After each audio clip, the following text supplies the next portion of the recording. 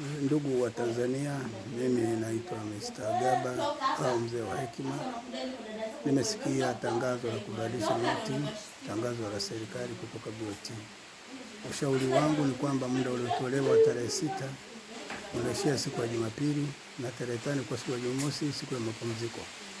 Nachukua nafasi hii kuiomba serikali ikiwezekana iongeze muda wiki moja, ili sasa hata wale wakulima ambao wako mbali, maana iwezekana wengine walifanya manunuzi na wengine kwenda kulipwa pesa kwenye mabenki, pengine wakachukua zile za zamani. La pili, hakuna kiashiria kinachoonyesha kwamba doti ni ya zamani ya mwaka 2003 mpaka 2009, kwa sababu mwaka huonekani kwenye noti. Nilikuwa naomba serikali weke utaratibu mzuri, iongeze muda ili watu waweze kujiandaa na kuweza kubadilisha noti, kwa sababu kwenye vijiji inaweza katokea athari ya watu kupoteza pesa zao nyingi sana, kwa sababu tangazo limekuwa la muda mfupi. Naiomba serikali kwa heshima na taadhima ikaliangalia kwa undani swala hili. Asante, nashukuru.